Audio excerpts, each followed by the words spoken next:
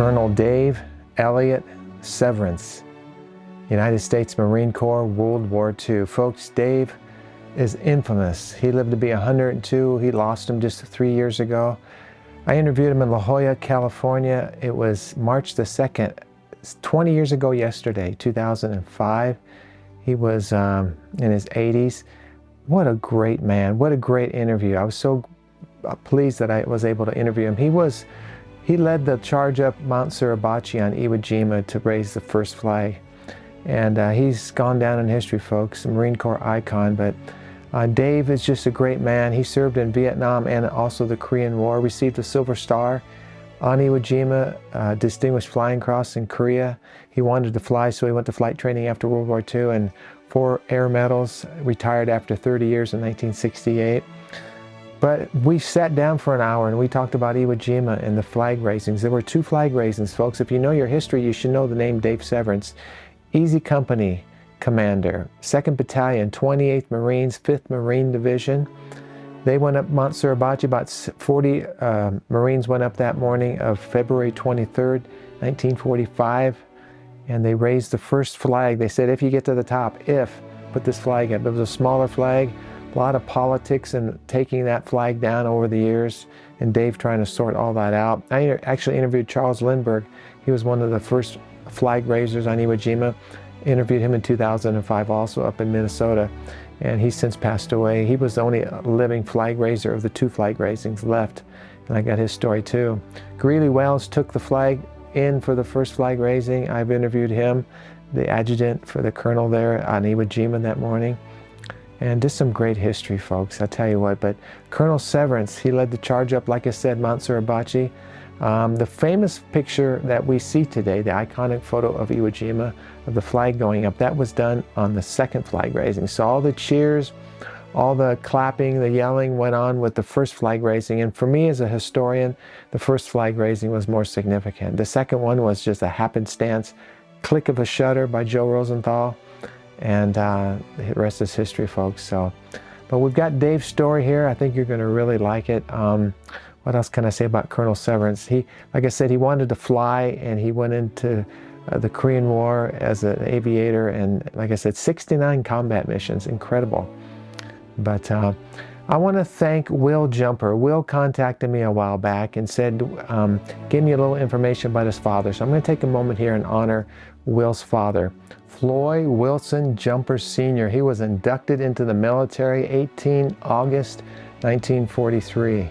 Fought at Iwo Jima with the same Marine Division as Dave Severance, the 5th Marine Division. Who knows, he might have been in his company.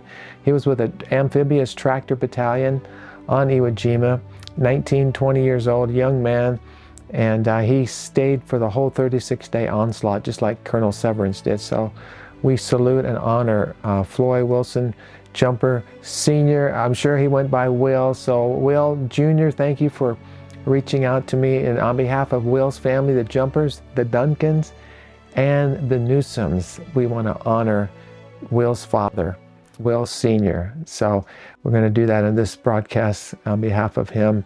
We shared Dave Severance's story, and we lost Will Sr. in 1959. He was only 33 years old, so my dad died at 37, so I can relate to you, Will.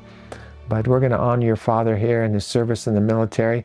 I also saw on his enlistment record that he was ready to go into Japan for the attack of Japan.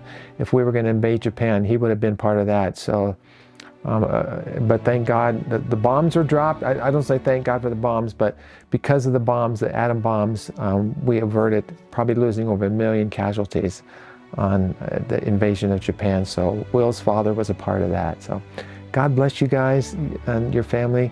Thank you for allowing me to share this story today. So I also wanted to mention that Colonel Severance is featured in my first Iwo Jima film called The Battle of Iwo Jima. He's in there. He was also depicted in the Clint Eastwood film Flag of Our Fathers in 2006. And I also went to Iwo Jima in 2006 with the Marines. I was there. I walked the black volcanic sand of Iwo Jima, and I had 60 pounds on my back like the Marines did when they landed that morning.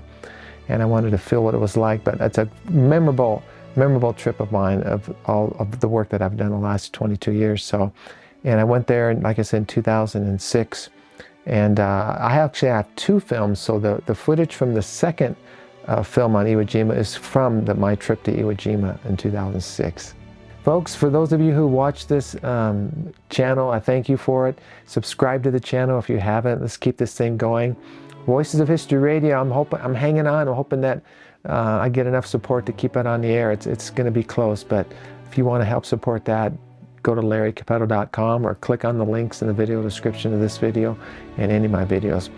Check out the Vietnam playlist that I'm adding to, almost 200 stories right now in the playlist on my YouTube channel. It's in the video description here, so just below the video you can click on that.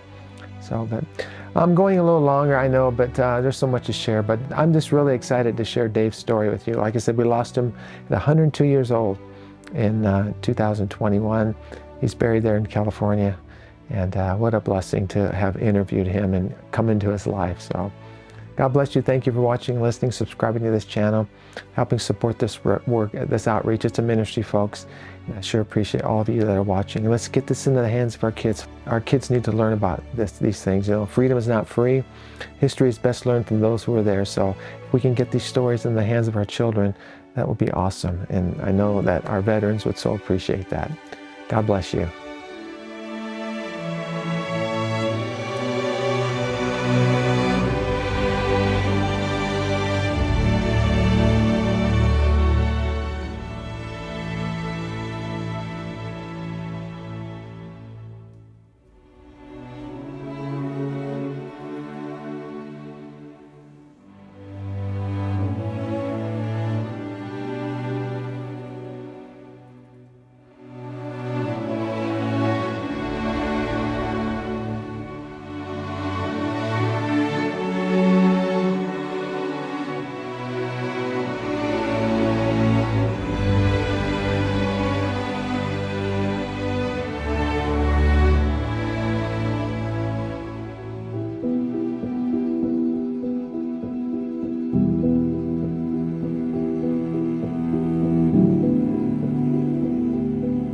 I'd like to first do, Dave, is just talk a little bit about Iwo. Now, you went in on the 14th, I mean the 19th of February, obviously. Landed with the company on the 19th, yeah. And You were the Easy Company I commander? was Company E, and I was the commanding officer, yeah. Company E, 2nd Battalion, 28th Marine Regiment. What was your rank? I was a captain. Okay, captain, Yeah. okay. Do you remember where you were the night before the landing and what your thoughts were the night before the landing? I was aboard ship. I think I was probably up in the radio room listening to the bombardment, and we had a map, and whenever they'd indicate they'd bombarded a certain target, we'd exit off our map, but it turned out that they didn't get them all.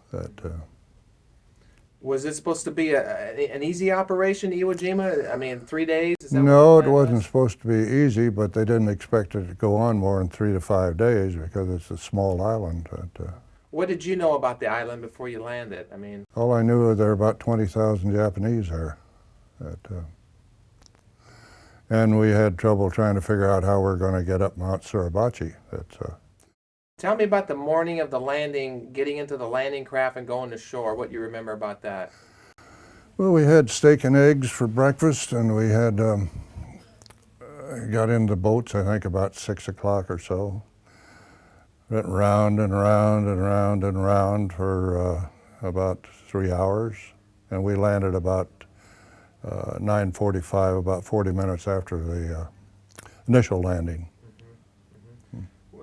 What do you remember? Was the artillery being fired at that time? They're shooting. Oh yeah, not the artillery, but the ships were firing, and had sort of a rolling barrage from the beach. Aircraft were strafing. I'm sure the Japanese were all underground at the time. Right. And so, but your wave of Higgins boats or LCTs or what? LVTs, yeah. Were they being destroyed going in, or any of that happened? I think a couple of them were hit. I don't remember any close to me. I heard a couple of them were hit. Only problem was I didn't get all the way into the beach. They stuck their nose up against the sand and opened the ramp. We went out in 4 or 5 feet of water. So that's no way to fight a war soaking wet. Now, were you at the head of the boat when you went out, first one off the boat, or? I don't remember. There were about 20, 25 people. We just piled out into the water and then headed for our assembly area. We were the regimental reserve unit at that time, so we went over into a bunch of tank traps.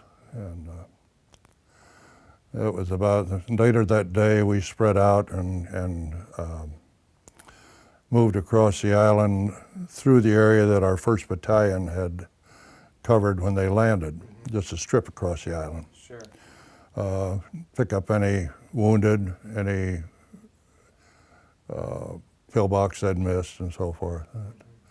But it was pretty much a cakewalk. So your landing was uneventful basically then, or? We only had about 3 people wounded. And then what was your objective once you got on the beach the first day, the first night, and the next First day we were just the regimental reserve, and we were standing by for the regiment if they needed us. And later, as I say, they deployed us, and we moved across the island to pick up any positions that had been bypassed. There was only one pillbox that was bypassed, and we blew that. And You've been in combat before, obviously. yeah. Were your men looking to you for support or encouragement? How does that work? We were quite fortunate. We had former Raiders, former Marine paratroopers who had been in combat, a lot of our corporals, some of our sergeants. Our officers, except for my exec, had not been in combat. Except for the 1st sergeant, our staff NCOs had not been in combat. But they all performed as if they had been. So like the first couple of days, were you at the foot of Suribachi? Is that what you were at, or? We were probably 300, 400, 500 yards from the base of the mountain, and we formed a line across the regiment formed a line across the mountain, and then on the 21st, we wiped out the defenses at the base of the mountain. Can I ask how you did that? Simply by people firing at the pillboxes and other people moving in with explosives, flamethrowers, and I think they had 50 or so pillboxes there that were destroyed, maybe more.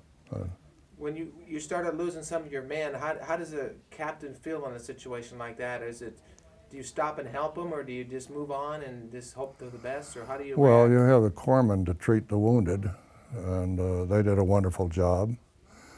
You just keep moving. I mean, you've got an objective, and the objective was the base of the mountain. So they just kept moving until we got tanks to help us at about 10. We took off at 8:30, and the tanks finally showed up about 10:30. They had trouble getting refueled and rearmed. So the first day was the base, and then you started your ascent the next day, or what happened at No, the 21st of February, we reached the base. 22nd was spent checking and blowing any caves around the base of the mountain, rearming, reorganizing. We'd lost about 30% of our people by then. Of your I lost all 3 of my platoon leaders. And so we were reorganizing, expecting to, of course, have to assault the mountain. Now, was Easy Company given the job to do that, or was there other companies involved? No, the entire regiment. Okay. Yeah. So is it like in the movies, you say charge and everybody runs up the mountain? I mean, how does that work?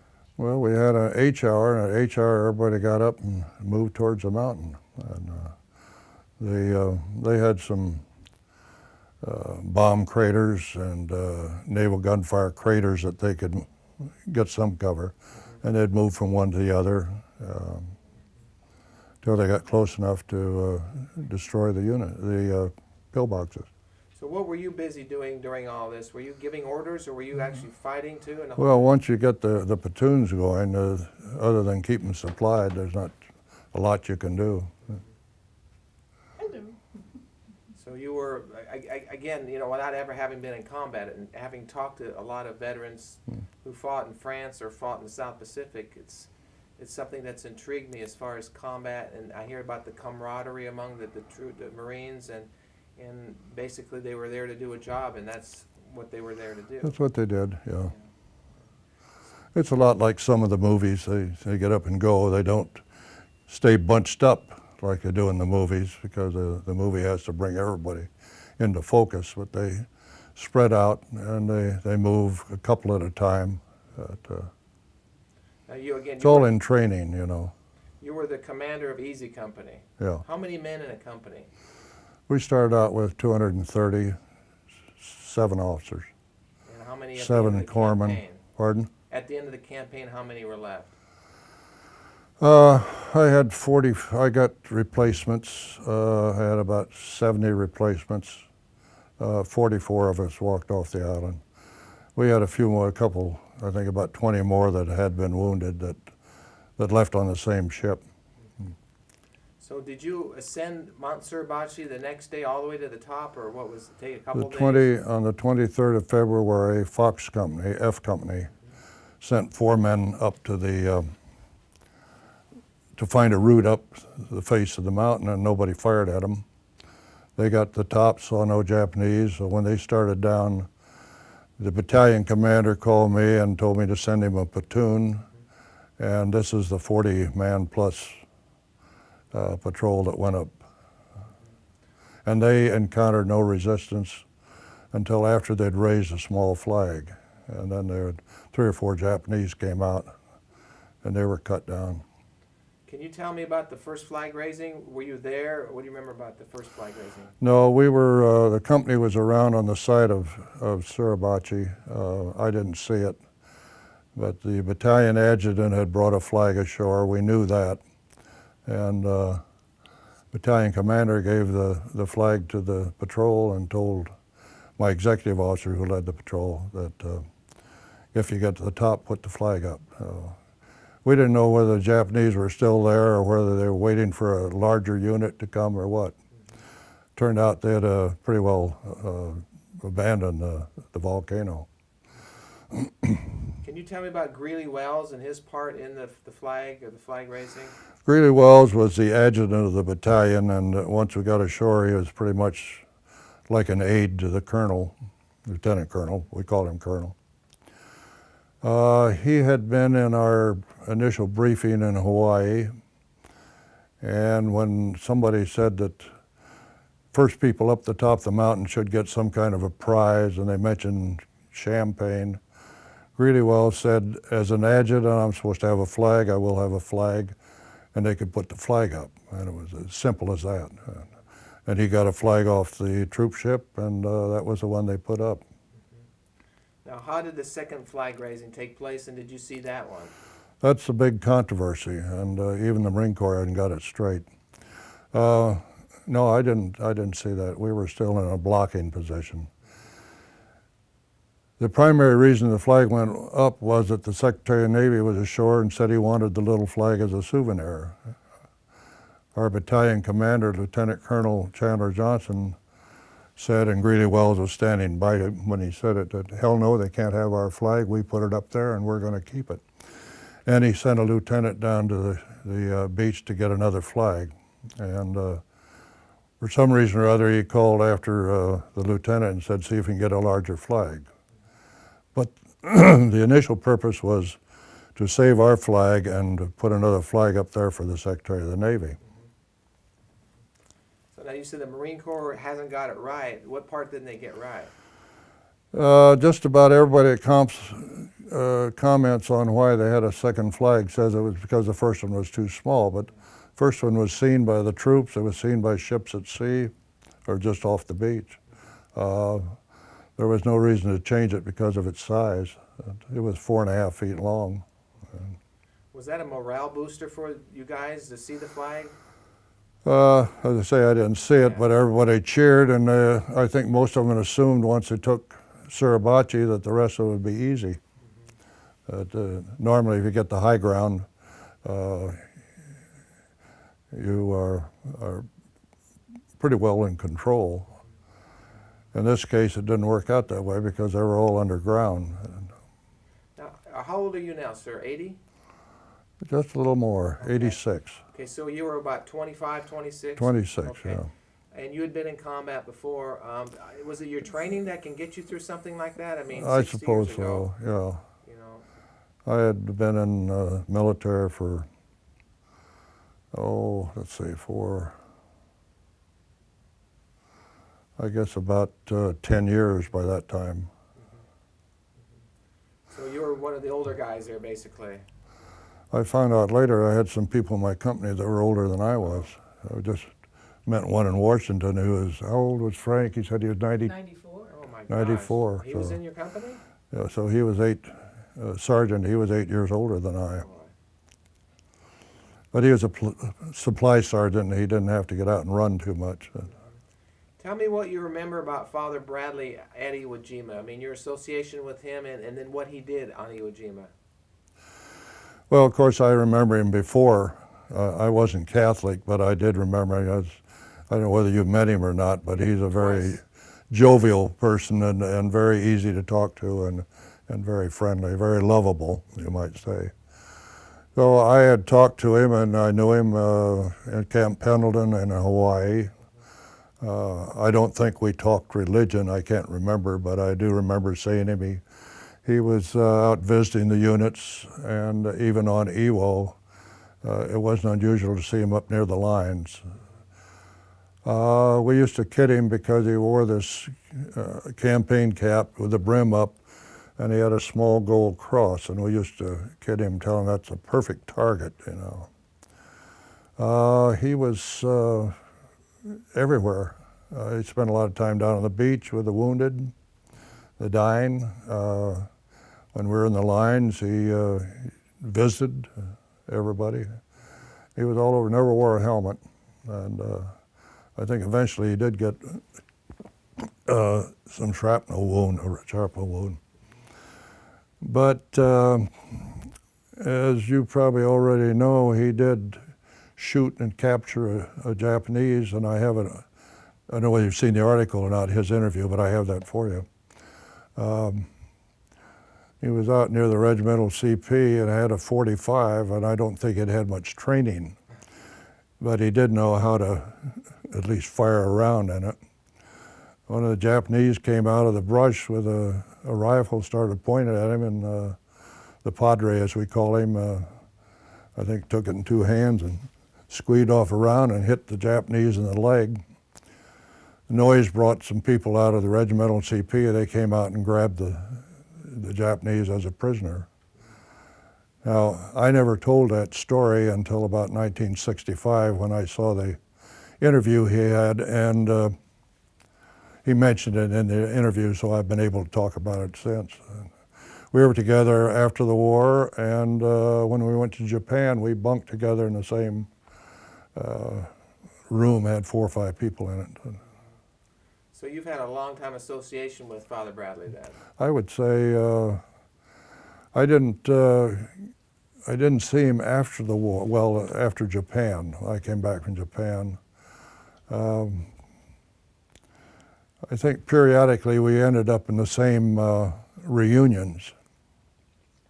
So now, would you ever attend any of his masses on the island or before on the ship or anything like that? No, as I say, I wasn't Catholic, and I think we had 2 other chaplains.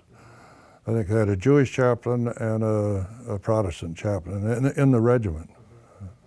Now, did you work directly with any of the chaplains, or the Protestant or Catholic, or I mean, as far as weren't they attached to the? They were attached to the regiment, and they counseled and they held religious services, and I've been to the Protestant services. I can't tell you how many times, but I did know all the chaplains. Well, I've heard it said there aren't any atheists in the foxhole. Is that true in combat? That is true. That is true. If you hear an atheist on TV or an article, you can pretty well assume that nobody's ever shot at him. Okay, I know this question sounds a little silly, but what's it like to be in combat? I mean, I can think of one word, and that's scary. And fatiguing, 2 words.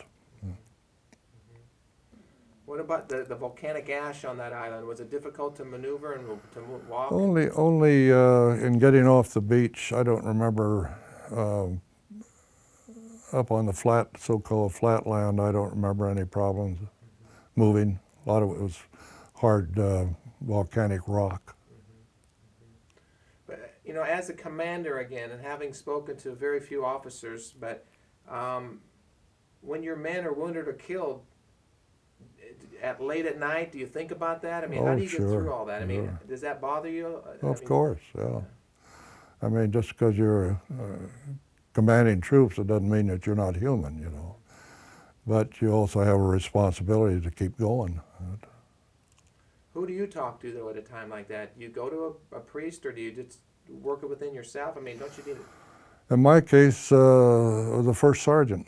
We bunked together in Foxhole, would take turns sleeping, and I've kept in touch with him after the war. He was a first sergeant.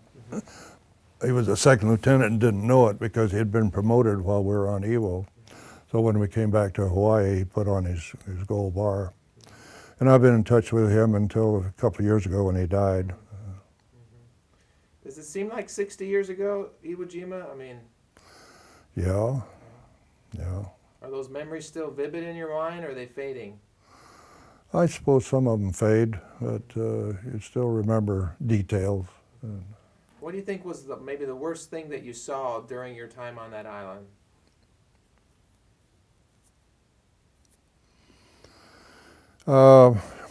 Every day was bad. You can't point. As far as being scared, I think we had an artillery barrage came in on, I think it was about the 25th of February, where we're near the base of Suribachi, and it was a heavy barrage. I figured it'd probably wipe out most of us, and we didn't have a man hit. Scared the hell out of me. Yeah. Now, what kind of weapon did you carry? I carried an M1. I didn't want them to think I was a corporal. They were shooting at anybody that had carbines. Did you have any markings on you as an officer? No. Yeah. Well, we had a code that was stapled on our jacket showing the unit. And I think one of the numbers in the code indicated your rank. But the Japanese couldn't tell you were an officer? I hope not.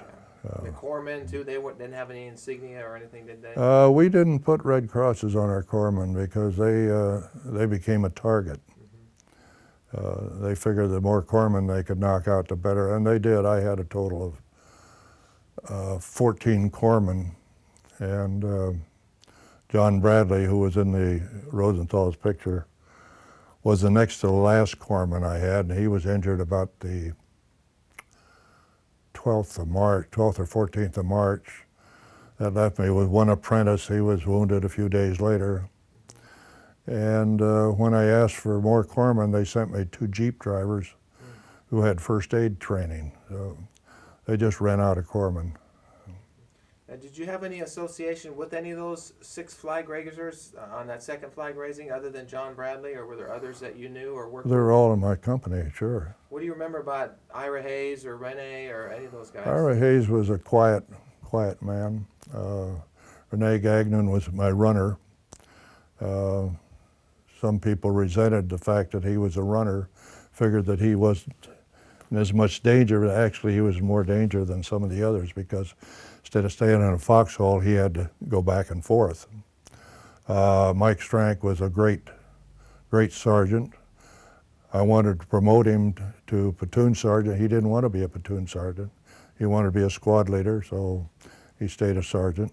And Frank Sousey was a young man that I think he came to the company, I don't remember exactly when he came, I think just before we left to go overseas. Harlan Block was a corporal. He had a fire team under Sergeant Strank. Ira Hayes was in his fire team, and Sousley was in his fire team. They had one other man that was in the fire team, and I can't remember who it was. He had been wounded. Do you remember Strank getting killed or Sousley or? Well, I remember when he did get killed. Were you there, or? I was somewhere around, yeah. There was an erroneous report that has been written and that he was killed at friendly fire, which is not true. He was killed when the mortar round landed near him. Strank was? What about Franklin South? Well, Strank and Block were killed about the same time. Sousley was killed, about 3 or 4 days before we left the island. Ira Hayes was not hit. Let's see, Block on Sousley. And Gagnon, he lived. Gagnon was not hit, no. How about after the war? Did you associate with the three that were remaining at all? Did you have any contact with them? Or? Saw them once, and that was in 1954 when they dedicated the statue in Washington. But I went into aviation after the war, so I wasn't. These men got out after the war, but I wasn't that closely associated with the infantry units. Did you have anything to do with the dead that were buried there? Did you walk through any of the cemeteries at all? They have services, or what do they do there? We went to the cemetery just before we left the island. We marched there as a battalion and spent probably an hour at the cemetery. And they had prayer services. Is that vivid in your mind? Was there a time to reflect on what had happened and the price for freedom? I suppose at the time I did. You see all the familiar names there. And, what does freedom mean to you? freedom, that's what we have right here.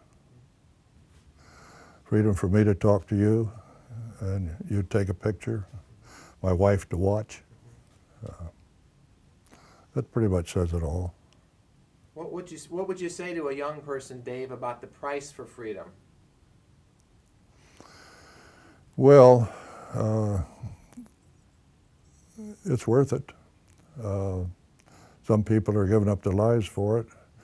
They don't know in advance that they are, but they know that there's danger when they join the military. You can't really counsel them and tell them that they're going to die because you don't know that they are. I think once they get through boot camp, they understand why they're there. Do you think society as a whole is forgetting about World War II and what happened? I don't think so. I think it's just we still remember the Civil War. That, there are a number of books being written about the Civil War even today. World War had a lot of battles, individual battles. Most of them in the South Pacific or in the Pacific were individual island attacks. In Europe, it was a moving line to move all the way across from France into Germany. And they're all paced with individual operations, maybe a hill, maybe a city, maybe the Siegfried Line. A lot of stories out there. Sure. What can you tell me about Father Bradley, maybe after World War II and your association with him? Did you see him after the war? Or? Yeah, and I can't tell you, we had a gathering of the 28th Marine officers in 1954, and without looking at the picture again, I can't remember whether he was there or not. There's a chance that he wasn't. I saw him at several reunions. I saw him at a reunion he had out here, which was probably maybe 4, 5, 6 years ago, the 5th Division, where I was supposed to introduce him. And I just received a booklet from his parish that told his whole life. And after it was over, I found out it took me 13 minutes to introduce him, and he only spoke for 10. So I remember that vividly. And I think he does too. You know, I told you and I told Max that I'll be working on his life story. He's given me permission to do that, but why is he such a unique fella? To me, he seems like a true American patriot. He seems like he encapsulates all of what that generation was and is, and and even at 90 years old now, it's just after going through Well, surgery. if you have a chance to go through that book and find out what his life has been since he was since he joined the church. During World War II, he was an outstanding chaplain in Korea, Vietnam. When he retired, he went into a parish that was, as I understand, millions of dollars in the hole, in the red. And in a few years, he brought them out, and when he retired, they had something like $4 million in the bank and new buildings and so forth, which shows the influence he has on people. I mean, people love him. We were back in New Jersey, New York in August. Had a chance to drive down and see him and took him out for lunch. Well, we're sitting at lunch in some little restaurant, hotel restaurant. Okay. A man came up, and of course Father Bradley is practically blind now. Came up and said, "Are you Father Bradley?" And he said, "Yes." And he said, "I'm so-and-so. I was in your parish," I think he said, 20 years ago. And remembered I'd like to come back and visit with you. You remember that? And yeah. he also said the effect that Father Bradley had on him and the way his life was changed because of him was something he would never get over. See, I experienced that a little bit. I met him It was just twice, did extraordinary. 2 interviews, and everything I read about him, it's amazing. Exactly what you said, that it has a profound impact on our life, and I guess that's the part of the story. Well, with all the problems he's had recently, I mean, in and out of the hospital and suffering. And if you walked in today, even if he were still lying in bed from his last operations, he would cheer you up. He does that to us all the time. I had a mother who was desperately ill, and now he's going through all this business, but he would pick up a phone and say, "How's your mom?" I mean, He's so concerned about others. I mean, he seems very focused on others and how they're doing. Yeah. In fact, we went to Mass while we were there, and we were able to see him saying one of the last Masses before surgery on Ash Wednesday. Yeah. And it was an incredible. He's had so much energy in what he was saying. It's just incredible. Yeah. he's also And to very, be as handicapped as he is, you know, it's he's amazing. also very appreciative. Yes. You know, you write him. I write him notes, you know, and send cards and Dave calls. But there isn't a time he doesn't get something where he doesn't pick up a phone. Yeah. You know, I mean, it's just people just don't do that anymore. Yeah, we've got a note out there that came 2 days ago that he dictated to his housekeeper, Rose, and sent it to us, you know. Well, he offered us $50 to go to dinner when we were there. I said, no. I mean, I couldn't believe it. I just was all blown away by that guy. Somebody told me, and I'm sure it's true, that he hasn't taken a dime from the church since he I heard retired. that. I He's heard living that. on his military pension, yeah. That's what I read. That's exactly right. That's what I read. Yeah. What do you know about Max Hafley? Do you have any association with him? I've seen Max a couple of times. Max was in the company for only a short period of time when Father Bradley selected him as his assistant. Max, I saw Max at a funeral up in Lake Arrowhead area, up in Big Bear. One of the men died. And I think he's been to one of our reunions, if I'm not mistaken. But we talk periodically on the phone, and primarily because of our contact with Father Bradley. I mean, he'll talk to Father Bradley and call me and tell me. While I was visiting, while we were there in August, I keep calling him Father. He's a Monsignor. Right, I know. He's yeah, Monsignor, but yeah. he's Padre or Father Bradley. He went over and picked up the phone and dialed Max Hafley, and we talked. Told him and I was there visiting. He's just a pleasure to be around. I think that identifies your feeling. On Iwo Jima, Dave, he told us some stories about, saying last rites to some of those dying Marines.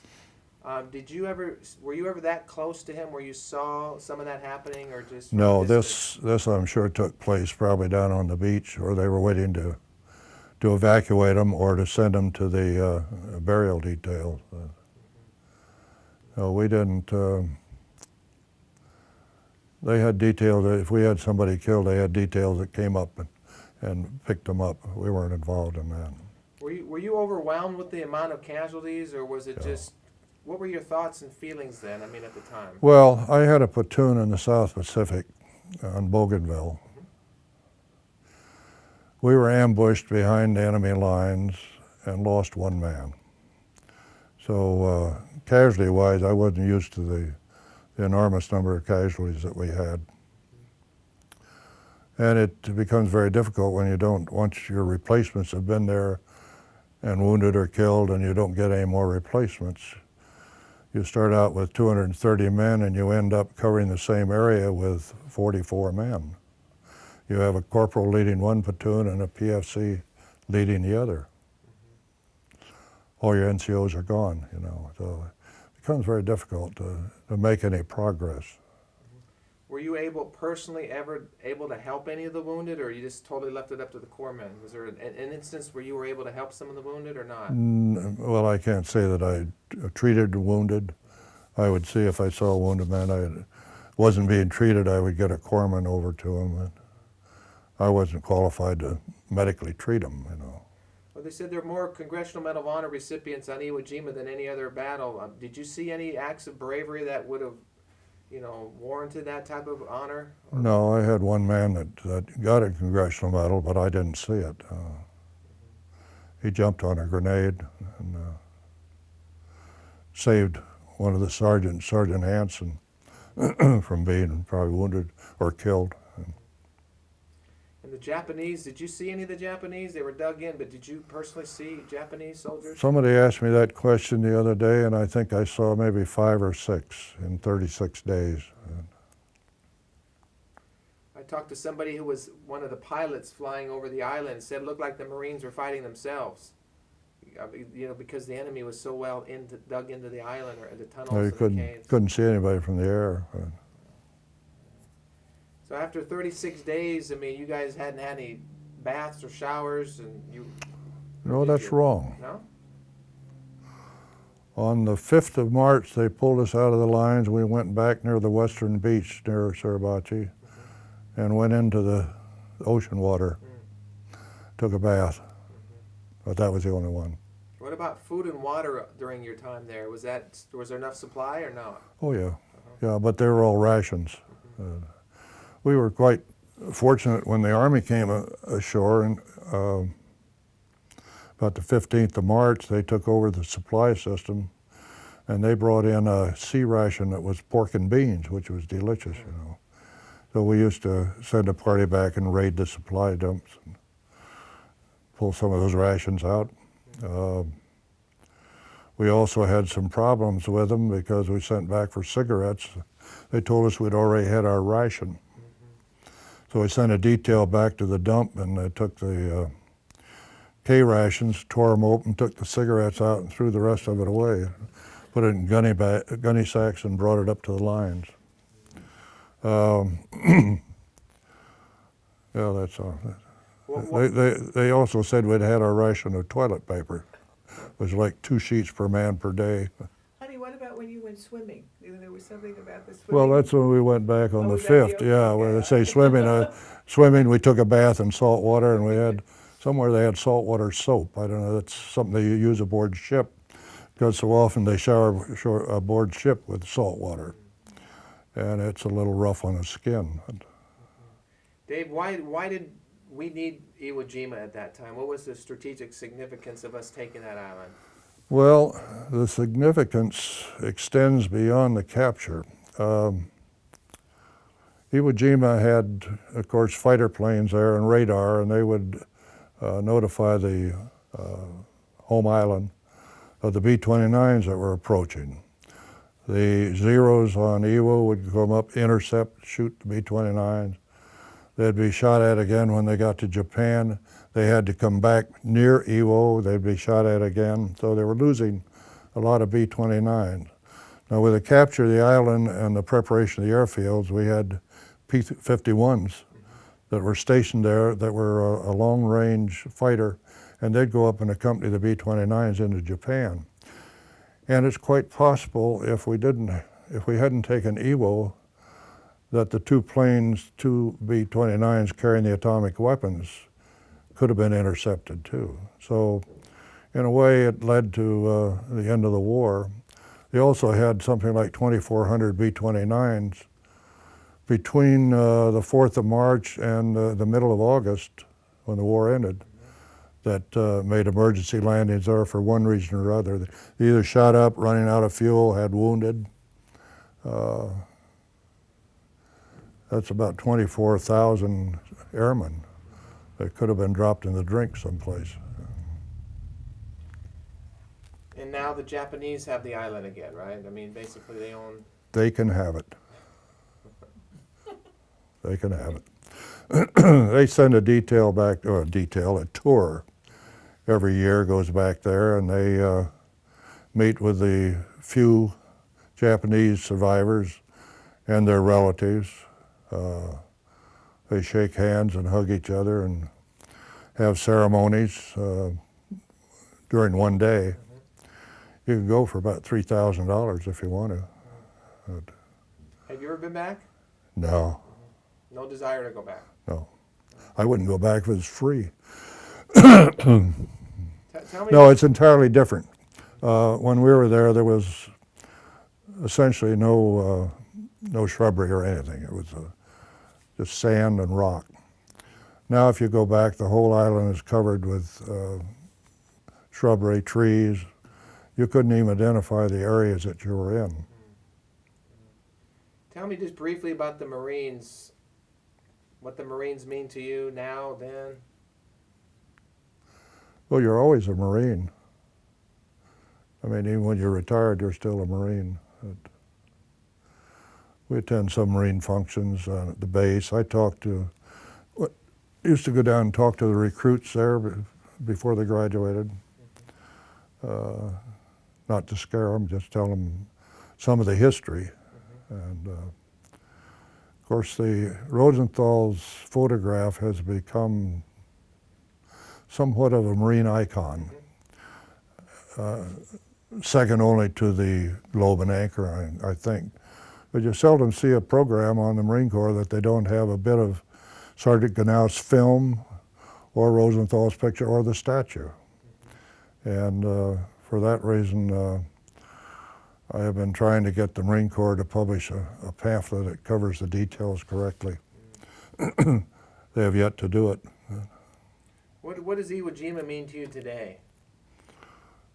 Nothing.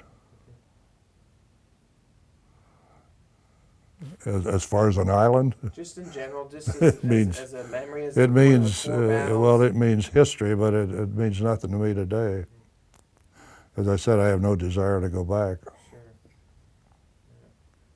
Now, as far as after the war, you said you went into the Air Force, or what did you do? I went into pilot training Pilot training. and became a Marine pilot. Flew in Korea. What about Marine Corps training in World War II, preparing you for the battles that you fought?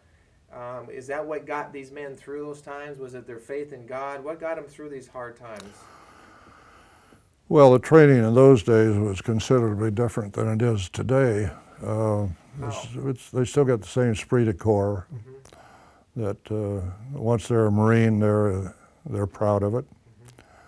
Once they give them their Globe and Anchor when they graduate. Our training was not nearly as physical as it is today. The most exercise that we got was marching, calisthenics. If you got out of step, you carried a couple of buckets of sand down to the bay, dumped them in the bay, and brought back 2 buckets full of water. We had none of the obstacle courses that they have now. So it was much easier. That the DIs were a little more strict, probably. Rifle training was about the same.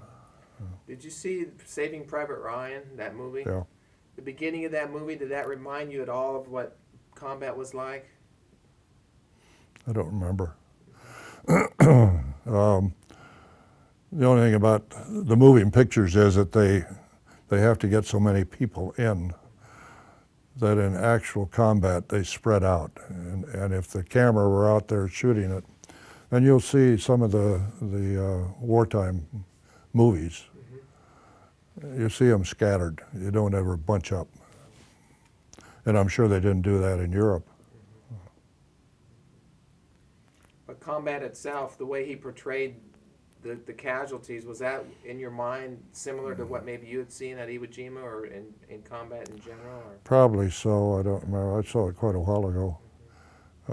They were in entirely different terrain. They had hedgerows and Sure. high cliffs. Now I'm assuming you've done a lot of interviews with in the last how many years? Since the war, maybe, or Some. how about with like the national networks that come out here to your house too? Yeah, what have been? A couple of them have been here. Yeah. History Channel, things like that. History Channel was here. NBC was- Dan Rather was out. His crew was here one time. Were these like reunion type February type reunion anniversaries, or was just? They probably came about in February. Dan Rather did it on the Eye of America. You Oh, know, sure. that segment. Yeah. Douglas Kiker, before he died, came out. He was marvelous. He was fabulous. Douglas Kiker was. Excuse me. Yes, go ahead. Douglas Kiker was out here with his cameraman years ago, and we had a fine time. He stayed around. We had a few drinks, went out to dinner. But his program was superseded by General Westmoreland's throwing in the towel on his lawsuit. You remember that so many years ago? Vaguely, yes. So Kiker got about 4 or 5 minutes was all.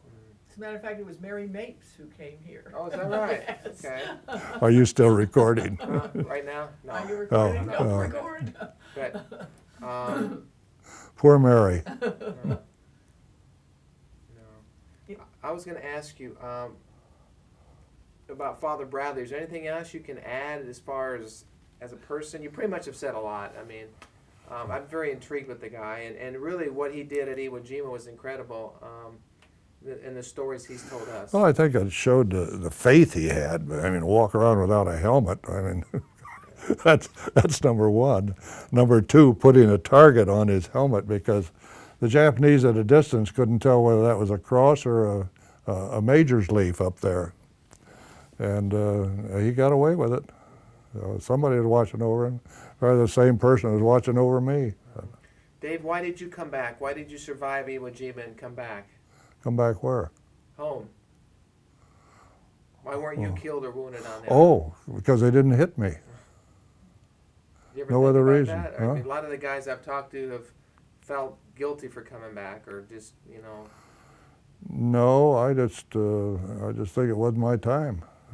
I had him shoot between my legs and hit a guy running alongside of me. I've had him, one of the runners from the platoon came up to get me, and we were going to jump down into a little ravine where the sergeant leading the platoon at that time was. This guy jumped first. They caught him in midair. Naturally, I went around another way. But I had one of the Japanese lift up the lid on a spider, rolled a grenade out. There just happened to be a little cliff there that I got behind, and actually I only saw a couple eyes there. I've seen a couple of them at a distance move very fast from one place to the other. One we trapped behind a tree, and he'd come try to get out one side, they'd shoot, he'd try to get out the other, and he finally hit his grenade on his helmet, which is arms it, jumped out, held it in his stomach, committed suicide. Altogether, probably 5 or 6.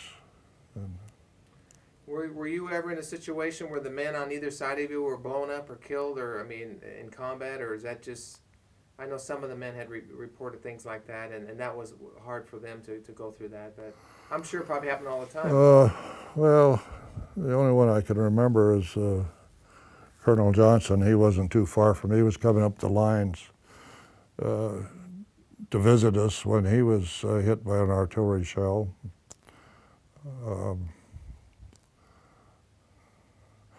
I can remember mortar shells, artillery shells landing nearby. I remember one on the beach that landed in the sand and blew sand on me. What about the noise level? Is it like a 4th of July fireworks display or 100 times worse? I mean, when all that's going on. After the initial landing, it's sporadic. A lot of rifle fire, but the mortar fire, except for the artillery barrage that I mentioned, is sort of piecemeal. I was very surprised that the Japanese artillery didn't take out the people climbing Suribachi because they had a clear view of them, and they had artillery in the north that I'm sure was registered on the volcano. But by the same token, they probably didn't know at the time that their troops had evacuated the mountain. Japanese story is that the commander, and I forget his name, I think it was Navy Commander Atuchi or something like that, went from the Suribachi to Kuribayachi, General Kuribayachi's CP, wherever it was at, and offered to commit harry-carry, and that the general told him, no, I can't spare any men. So Kuribayachi expected them to hold out on top of the volcano, and for some reason they didn't. It's to our benefit, of course. What did you know about Kuribayachi? Anything at the time, or? We had pictures of it, of course, aerial pictures. We had some, they call stereo pairs, where you look at them through a special double lens, and you get third dimension. Okay. We really couldn't tell from the photographs how steep it was. It looked to us like we were going to need grappling hooks to get up there, and we developed a grappling hook that was fired with a aircraft rocket for that purpose. Never did need them. It wasn't that steep on the face of the mountain. Around behind, yeah, they probably would have needed some help climbing. But and going up the face of it, you had to someplace go on your hands and toes or hands and knees. 2 weeks after we left it, the Seabees had a road up it. Japanese have been trying to figure out for a year or so how to get a road up, never did. Well, just briefly, what do you have to say about the Seabees and their involvement on Iwo Jima? Seabees are tremendous. We had them in, well, we lived next to some of them on a little island called Vella Vella. They loved the, what do we have then? I think we had the paratroops had the rising guns with a folding stock, and they loved the folding stock rising gun. And we liked the full stock, so every time we'd go out on a exercise and go by the Seabees camp, we'd take a rest, and when we left there we had a lot of full stock carbines, and they had the folding stock. But they were riding caterpillars and whatnot, and it was easy to sling them over the shoulder. On Bougainville, they did a tremendous job, mostly in the airstrip, building the airstrip in, I don't know when, we got there a month after the initial landing, and they were operating airplanes off of it then. I got a question. Do you have a radio man with you, a radio operator, while you were on Iwo Jima? Yeah. And he would give you the radio. What type of communications would you have? I mean, in the movies you hear, you know, green leader, this is red leader. I mean, is that the type of things you do on the island, or what kind of, are you saying, hey, Joe, we're under fire? I mean, how do you talk on those radios? Company commanders had what they call an SCR 300, which is a radio that had two frequencies on. I had the battalion frequency and a regimental frequency. And I don't remember whether it was just my radio that had the regimental frequency, because I initially was a reserve unit with a regiment. But I had occasion to use it on the 22nd when the Navy came in, started bombarding the company with the F-6Fs, started dropping 100-pound bombs, and I couldn't raise the battalion, so I called the regiment. And as you say, it was Red Wing 6, this is Bayonet Easy 6. I was bayonet easy. 6 was a commanding officer. I told him what the problem was. He came up and said, bayonet easy 6, you're not authorized to come up on this frequency. Out. But my battalion commander was standing nearby asking what it was all about, and then they got the air officer who radioed the planes to quit dropping. They didn't hit us, fortunately, but that was the type of radio communications. The small radios for the platoons were pretty useless. They had about 12 people on each frequency, and everybody was talking and nobody was listening, so we didn't use those. We ran combat wire out to the platoons. They could move forward with it as a lightweight reel. I'm just about done. I'm going to ask you to do something if you're comfortable. Now, Father Bradley, Monsignor Bradley, and all the other Marines I've talked to have done this, and I realize under, inside with no cover, it's not appropriate, but would you do a salute for me into the camera? A what? A salute? Could you give me a salute into the camera? Marines don't salute unless they're covered. That's what I was saying. If you don't feel comfortable, that's fine, but everybody has consented. At the end of my film, which if you would see, there's a reason I do that. It's kind of like a send-off to the next generation, but could I get you to do that standing up? Or Marines never salute when they don't have a cover on. Do you have a hat? Can we do it? It'd mean a lot. It'd mean a lot for this. I even got Monsignor to do it. And, Is that right? Yeah. Well, maybe you used to do that to them. But if we can get a hat, I can pause my camera. Maybe that's the one.